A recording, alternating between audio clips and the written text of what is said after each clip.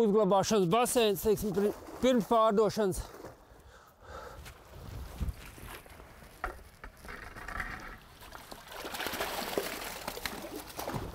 Nu, tāda mums zivtiņa. Viss tās zivju tonas, cik viņas nenoēda? Pagājušo gadu izbarojām 130 tonnas barību. Ja kādreiz kolhozā Gavijas kolhoz brīvība bija uz 100 tonnām, tad tagad jau es 130 izbaroju vairāk kā kolhoz laikā. Bet platība jau ar mani gandrīz jau tāpat, kad bija kolhozā. Vienkārši tajā laikā... Zivs ēd vairāk? Nē, nu tas tā. Vienkārši, ka tajā laikā prāta nebija, kad privatizācija gāja vaļā, noprivatizēt pašām to Gavijas zivju audzētavu. Kā jau pēc skolas prātiņš nebija pietiekoši daudz, un līdz ar to man nācās ieprecējos te, kur lielais dīķis bija blakām taisn, un būtībā tāpēc arī sāku turpināt visu to darīšanu. Nu, bet tas viss, ko šeit var redzēt, tas viss ir pašrokām? Jā. Tas bija tikai drupa. Piena savāktū te bija. Un tā bija nodegusi, vieta aizaugusi, nevienam nevajadzīgi. Fargomies!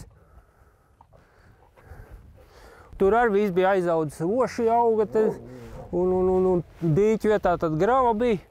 Un tad, kad es sāku te rakt, tad man cilvēki teica, ko tu kalnu galā dīķi ir rots? Es teicu, man ūdens būs. Un tā izrakām to dīķi. Bet katrā ziņā sākām te kaut kādā 94. gadā, kad es šito vietu noprivatizēju. Šī ēkas daļa bija visvairāk, kas bija palikusi te vēl. Kad vajadzēja tikai priekšā aizmūrīt, uzlikām paneļus pāri un baseinas salikām iekšā. Un tā bija pirmā zivmāja, kas man bija, zin. Tad laika gaitā, tad es vēl dzīvoju otru pus tilta ar savu pirmo sievu Nelaiķi, kas aizgāja tai saulē. Un pēc tā brīža tā dzīve viss izmainījās, kad savu nākošo sievu atved uz tejienu, ieved nātreiz te iekšā, un es teicu, mums ir divi varianti, dzīvot Durbē dzīvoklī vai sākt te kaut ko būvēt, un tad mēs ekskursijas un tam līdzīgi varam aizmirst kaut kādu ilgāku laiku, zin.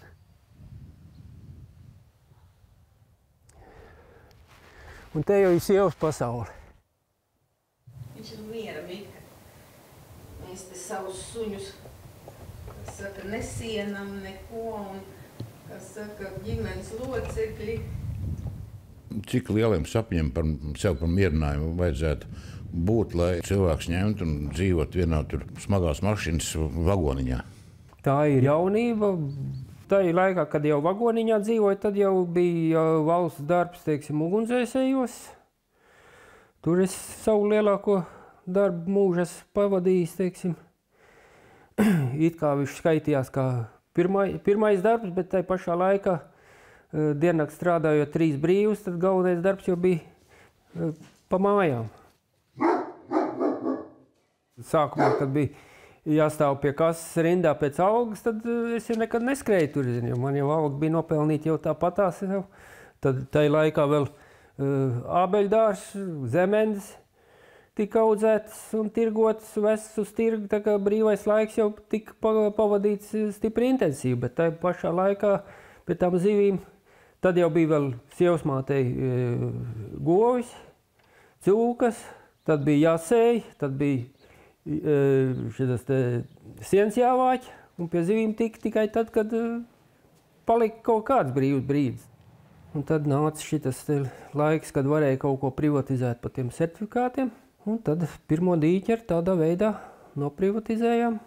Tika ieguldīti bērnu certifikāti, savējie, sievas, un tā tas pirmais dīķis mums atnāca. Un pie pašām mājām viņš bija, aizaudzis bija nenormāli, un tā mēs pirmo gadu sākām ar to arī. Šie ir kolhoz dīķi, kurus es īrēju no kaimiņa, jo šitā teritorija ir kaimiņa. Te nebija meniķis, te bija, vienā bija bebrs ielīdz, nodambējis to trubu, un dīķis bija uzplūds, bet viss bija aizaudzis tā kā mežs. Un tagad viņi kopš 90 kaut kāda 4. gada, kā viņi te kalpo jau man. Tā viņi te pastāvīgi sakopīja, izpļauj un neļauj aizaugt. Šeit tāds miers valtenis dīķos, bet kas tur patiesībā apakšā darās? Viss ir tonnās. Zivs ir tonnās tagad. Ja kādreiz kilogramos zvejojām, tad tagad ir tonnās. Pagājušo gadu, pirmo gadu paprovējām visus karpu vaislniekus nočipojām. Facebookā cilvēki tur krita virsū, kas jūs galīgi jocīgi paliek un tam līdzīgi, bet tas cilvēki neaizdomājas, ka tas ir mūsu pašu vajadzībām vajadzētu, lai mēs varētu izkopt savu vaislas baru, jo aizpagājušo gadu bija izlaidām uz nārstu un karpa nenonārsto. Vienā dīķi nonārsto, otrā nenonārsto. Tik smuks mammas atlasīts, nenārsto un viss, tu vari izstiepties. Nākošā gadā tu atkal nezini, kura ziva tev ir nārstojusi, kur nav nārstojusi. Un tāpēc tagad katra ir nočipota, katra noskanē, un tagad es zinu. Pēc 2 gadu es zināšu konkrēti, kur ir vērts man turēt, kur es viņu varu laist gaļā, ja makšķernieku dīķiem atdot, teiksim, kā trofeju zivi. Un lai man nav jātur kaut kādas nevajadzīgas zivs, kas vienkārši man nenārsto. Veicām to čipošanu, lai varētu kaut kādu savu ganāmpulku izkopt un uz kurām var paļauties.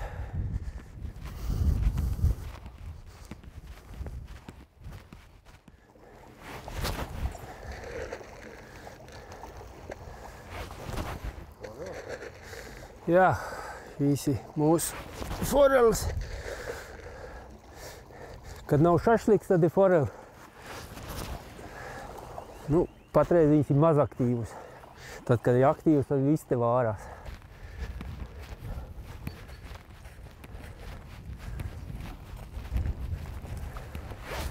Kā iko, drauģeli? Hop, apgāzīs stulītās. Kā? Jā, kur ir karoks? Kur ir karoks? Tur, jā, tur ir mūsu karoks. Bet, lai tādas zivis audzēs, tur daudz prātu vajag? Prātu vajag jebko darot. Nevar neko izdarīt, ja tev nav prāta nemaz. Man viens kursu biedrs vienreiz pazvana jautā, viņš ko varētu darīt, lai neko nedarīt. Nebūtu jādara nekas. Es nesācu neko darīt. Tā nav. Tajā dīķiem tāpatās. Liekas, ka tu jau gadu pieredze ir liela, bet brīžiem tu nevari saprast, kas ir, ka neaug un liekas, tu dari visu un tu beigās saproti, ka tu neko nesaproti. Gavijas kolhos man iedeva norīkojumu uz Kazdangas kolhos tehnikumu, kur kā zivkops, teiksim, aizgāja mācīties. Un tikko es pabeidzu tehnikumu, man jau bija darba vieta nodrošināta. Mans darba audzinātājs Jēkabs Anvalds pirmais man ierādīja visu to zivu darīšanu, jā. Jo, kā viņš teica, zivkops nav tikai zivju audzētājs. Zivkops ir plašs profilu speciālists, kam ir jāprot gan ar elektrību, gan ar santehniku, gan ar metināšanu un vispārējiem darbiem darīties, jo neviens tev neatskries uzreiz kaut ko palīdzētu. Kad jūs ar sieviņu bijāt pēdējo reizi Ēģiptē, panirt jūrā, paskatīties zivtiņas? Tas bija decembris Spānijā, kad mēs bijām. Tad iznāk? Reiz gadā cenšamies. Lielās ekskursijās arī būtu. Bijām uz Ungāriju. Līdz tam mēs ar kastēm stiepām augšā. Kolhoz laikā tāpatās. Pirms nozvejām kokdarbnīcās pasūtījām kastes. Kastes svēra 26 kg sausā veidā. Zivs bēra kastē, nes augšā, bēra uz galdu, pēc tam bēra nākošās kastēs, lika šasijā, ved uz dīķi. Šodien es domāju, ārprāts, mēs taču esam bijuši prātam neaptveram darbu, esam darījuši lieki. Aizbraucām uz Ungāriju, un tur noskatījāmies, kā zvejot Ungāri. Ar pacēlāju, ar lielu ķeseli. Es jau braucot mājās, jau es meklēju, kur es tādu nopirkšu. Kopš tās ekskursijas mēs jau zvejojam krānu un daudz vienkāršāku. Bet Ar saviem 35 dīķiem jūs nekad neesat domājuši, ka jāņem kaut kāds algotais darbs?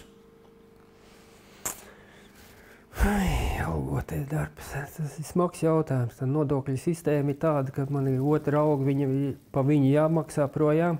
Varbūt tie 10 darbinieki pienes to plusu, kas nosaka, teiksim, tos izdevumus visus, bet tikai ar 1, 2 tur darbiniekiem visdrīzākais, ka tā ir mīnuszīme. Bet kā tu ir šobrīd apvienoties ar dēliem un sievu, kas varbūt arī ekskavatoristi, jā? Ekskavators ne, viņi krāna operatori.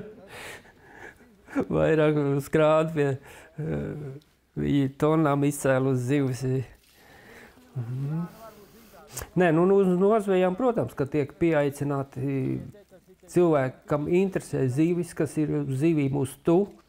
Ir cilvēki, kas tiešām arī tā fanātiski ar to grib nodarboties, teiksim, viņam ir saldēt savus rokas un piedalīties pie tā zivu šķirošanas, kas ir būtībā tas smagākais darbs, teiksim tā. Visu dienu tur pie tā galda nostāvēt un izlasīt attiecīgi izmēru vai attiecīgi sugas zivs.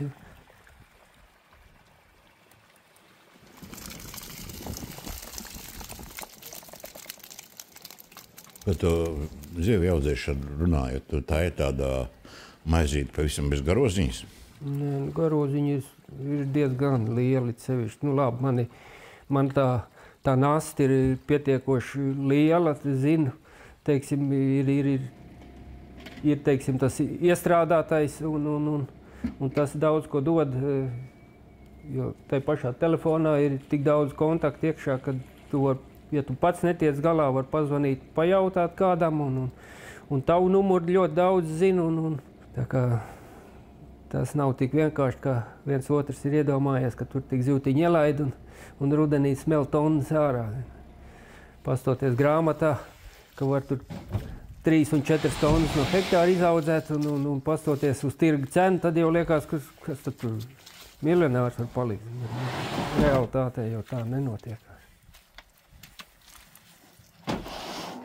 Par šiem gadiem, cik te nācies kādā kredītjūgā ielīst iekšā? Mums kredītu nav vispār, uz nomaksas nav nekas. Mēs esam valstī ļoti neizdevīgi. Mums nav ko paņēmt tādā ziņā. Tā kā, cik mums ir, tik mēs darām.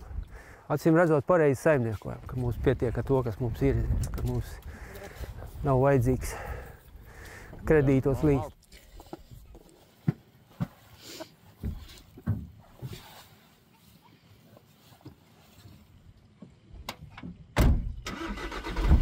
Ja mazie te ir? Jā, te mazuļi tiek audzēti. Tagad viņas ir barotavas ir klētī, sanests viss, lai saule, vējš un lietas un viss tam līdzīgi nebojāt viņas. Ir 55, man liekas, barotavas kopā. Viss apkārt dīķim ir apbraucams. Tagad viss bebers, teiksim, lai viņš tik pie krūmiem, viņam jālien pa dambi. Tāpatās es ar pļaumašīnu apbraucu riņķī, nopļauju visu malu, teiksim, lai nav tas aizaugums tāds, ka viņš varētu droši te staigāt. Līdz ar to tādā veidā arī ierobežojam tos bebers. Tā man te viens otrs, viņš saka, ko tu mūždien dari pie tā dīķa? Kā es braucu garām, tu tur stāv? Savs drēbes uzvilkāt, jā? Savs, kaut kādas citādākas, bet katrā ziņā, lai redz, kad ir kaut kāds baidīklis, kaut ar tie baidīkļi jau, protams, nestrādā un tie putni pierod, bet tas vairāk ir tā, lai būtu izpildīti ministra kabineta noteikumi, kad biedēklis ir. Tas veikala manekens, jā? Jā. Kārtīgs. Man kā 10, man liekas, ka viņi ir. Es sākumā viņus apģērbu, biju pie garažas nolicis, pacēls roku. Tā man pēc tam daudz atzinās, ka viņi sveicinājuši. Garām braucot, ieraugu, ka ķipa es sveicinu, zinu. Tā.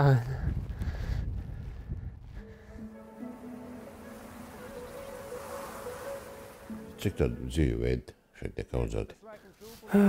Karpa, līnis, karūsa, baltais amūrs, orfa, sams. Tagad būs arī šogad līdeka. zandarts un foreli. 9 veidi zivis mums ir.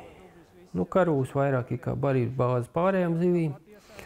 Tā to pa nopietnu zivu neuzskatam. Nezāli. Nezāli, jā, bet pagājušo gadu nezāli iebēram Durbas ezerā, es nezinu, vairāk, kad 3-4 tonnas droši. Nu, jums ir palicis iespējas, ka valsts ir darījusi visu iespējamo, lai tāda zivsaimniecības Latvijā turpinātu eksistēt? Nu, vispār jau dara viņi diezgan daudz, teiksim, bet tā birokrātija jau arī, katru soli tikai nāk vien vairāk klāt. Visādi C kategorijas piesārņošanas atļaujas, kaut arī es īsti tā nesaprotu, pa ko te mums paprasto piesārņošanu, ja painteresējoties pie graudkopiem, tur neviens pat kaut kādu dabas resursu nodokli pat nezina, ka tāds varētu būt.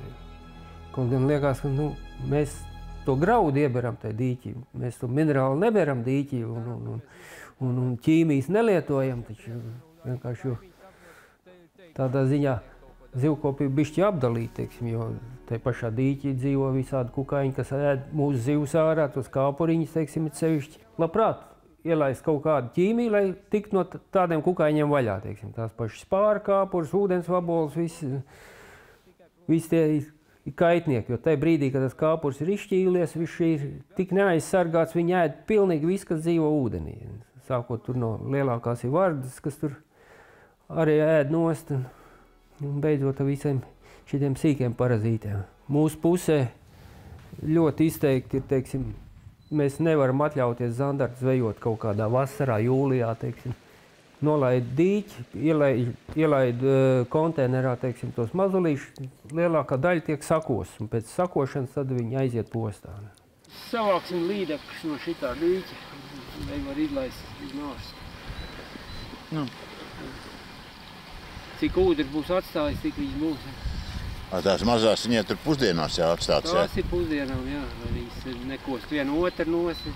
Jā, lai gatavojas procesam, lai gatavojas mazā iepeldes. Tā ir, Latvijā viņš tās zivs spējams ražot vairāk kā patērēt vai kā? Nu, pēc patreizā liekas, ka jā. Vai nu vienkārši nav pirkt spēja, jo īsti nesaprot, kalabu pārdevēji tirgo pa 6,90, 6,5 eiro. Mēs pa 3,5, teiksim. Nu, būtībā otra tik viņi grib nopelnīt, ko mēs 3 un 4 gadus audzējuši esam. Nu, tā kā tas man tā liekas, ka neadekvāti augsts cena cenšas pārpircēji, tie tirgotāji uzturēt tādu ciparu. Jūs esat sajutuši kaut kādu valsts atbalstu no sērijas ņemiet vietējo? Valsts atbalsts no tādā viedoklī domāju, ka nē, jo neviens tev tāpēc nepiemaksā, ka tā ir vietējā. Tur visu nosaka cenu tomēr. Latvija nav tik bagāta valsts, kad Somija, bijām Somijā, Somi nepērk svešu zivi. Viņi kategoriski atsakās pirkt, lai ar tā garša ir tikpat laba, varbūt pat vēl labāka, bet viņi krīt un ceļās pa savu.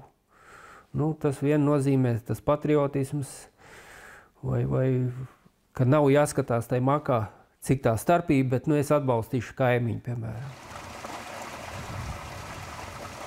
Šogad nē, nākošu gadu, jo mēs ar šo gadu atjaunojam atkal savu līdaku, to ganāmpulku. Un tad arī varēsim startēt, piedalīties pašvaldību konkursos, sacīt, kur zivis apzivjo, jo pašvaldībām arī kādas ūdens tilpes, tad ir līdaks, tad ir zandarti vajadzīgi.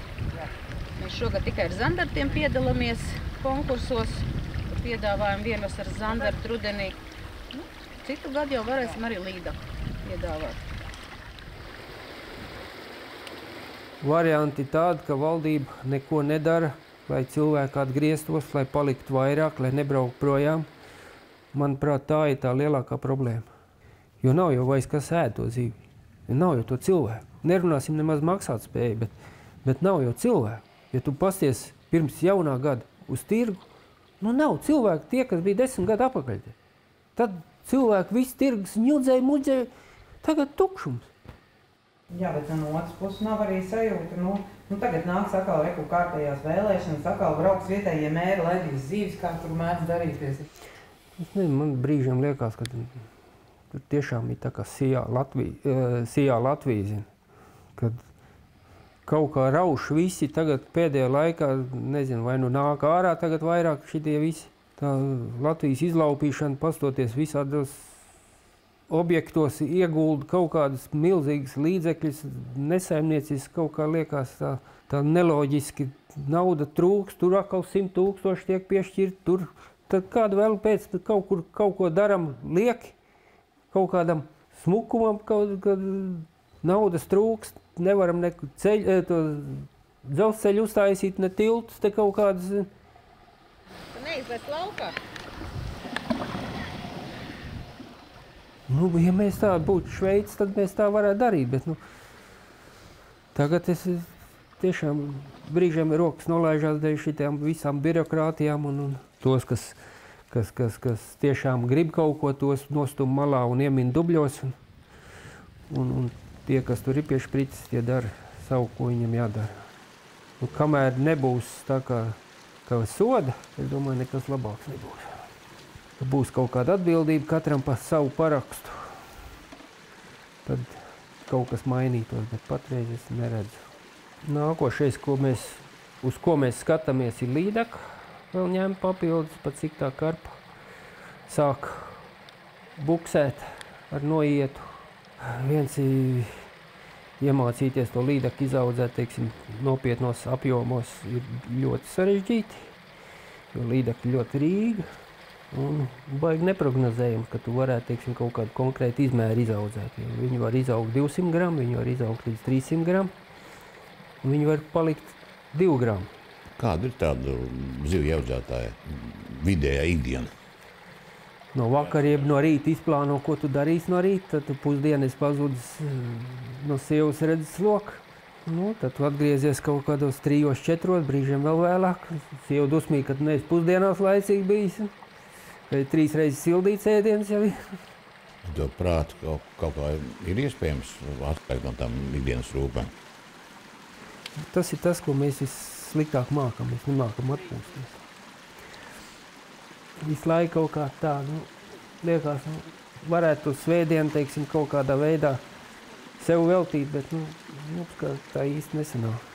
Te jau ir tāpatās, uz laukos vispār ir tā, ka tev jāskatās daudz kas no laika apstākļiem, ka tu nevari ieplānot svētdienu es atpūtīšos un pirmdien es strādāšu. Bieži vien tā nesanāk, jo kāds no augšas diktē to savādāk, teiksim, ka aiziet medībās, tas ir relaks, teiksim, ka tu aizej, pasētai kokā, vai no tā ozola uzņem to enerģiju atkal, vai pārliec viss tā pārdomā, kas ir bijis nepareizi, kur tā kļūda, ko var darīt. Medības ir svētlieta, tās ir sestdienas, tās ir no dzīves ir izstrīpotas ārā, tur nekas cits nav, kā tikai medības ir. Tā kā man viens labs pazīstams vecāku gadgājumu vīrāls teica, kādai tai sievai jābūt un kādai tai dzimšanas dienai jābūt, lai es neaiziet medībās.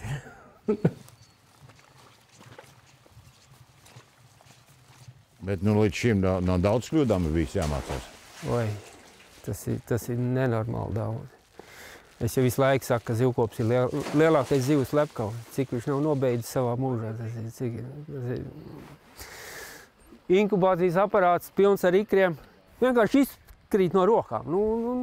Tur var... Un zivkopiem jau ir tā nelaime, ka katra kļūda ļoti bieži maksā veselu gadu. Man ir bijis tā, ka ar līdekām saiet kaut kas dēlē kāpuriem inkubācijas laikā, un tad vienīgais vēl ir, ko var izdarīt, pat cik Kurzemē viss notiek ātrāk, otrā galā vēlāk. Tad toreiz no Ineša ezera sarunāja zvejnieks, kas dabūja man līdeku ar ikriem, kur es vēl varēju tur noslaukt un atvest uz šejienu un atkal provēt otreiz. Ļoti bieži gadās kaut kādas nepatikšanas, kad vienkārši jārēģē momentāli. Un man vēl, kad dienestā strādāja, pazvan kaimiņš. Viņš saka, tu dīķi laid nos. Es neko nelaižu nos. Viņš teica, tev iet pa pilnu klapu projām ūdens. Es atprastos no priekšnieka, es teicu, vajag mudīgi mājās pārskriet. Braucot mājās un štukoju, kas varētu būt. Nu, kā labi viņš iet projām tas ūdens. Nu, kaut kā dēli puši, kaut kas tam līdzīgs. Aizskrien mājās līdz dīķim. Tur kādi 4 metri dziļums, biks nost, ņurka iekšā. Un tu saproti, ka kaut kāda otrā dēle no apakšī pārlūzusi. Un tagad ir tavs rīcības. Viens tu apjēdz, ka otrais vairs tu tur negribi līst, jau tev var paši pieraut pie tās apakšas klāt, jo spiediens ir liels. Un tagad ir tavs reakcijas laiks tik, cik viņš ir. Jo ūdens iet prom, zivi iet prom, un apakaļ tu viņu nedabūsi. Vasaras vidū tu ūdeni šitajos dīķos nav iespējams dabūt. Nu, tagad atkal viss atkarīgs no tavu prāta, kā tu izdomās, ko izdarīt. Un tā jau ir gadījies jau 3 dīķos, kad šitā, bet nu, katrā ir savādāk. Nu, šodien ar lektu? Nu, šodien bišķi tas prāts ir vairāk, jau pieredzi pēc pēdējā dīķa, jau pieredzi lielāk, kad var arī bez lekšanas iztikt.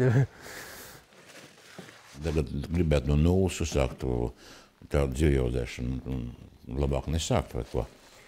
Nu, vēl 3 reizes padomāt, pirms sāk kaut ko tādu.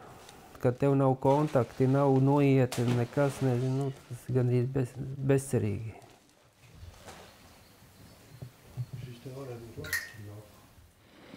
Nu, pats sev esat dzīvē uzdevis jautājumu, nu, kāpēc šis viss jums ir bijis vajadzīgs? Nu, tas ir tās, kas man visvairāk, teiksim, patīk. Tas, ko es bišķi vairāk arī protu kā pārējie. Tā ir tā atrašanās tai dabā visu laiku. Protams, ir reizes, kad tu esi noguris tā, ka tu kājas nevar vakarā pavilkt, ka tu jau 9 vienkārši atlūsti. Bet, nu, tās ir tādas, nu, atsevišķas reizes, sevišķi rudenī, kad tās nozvejas iet, kad tu pats esi izbridis visu dienu pa tiem dubļiem.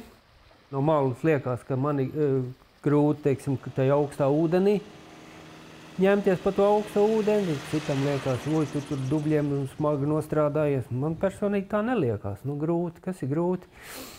Vairāk ir tā atbildība, teiksim, tā veiksme notrāpīt to pareizo laiku, lai tas nārsts notiktos, lai būtu biezība ielaista pareizi, teiksim, jo tas arī ļoti ietekmē, teiksim, zivs augšanu.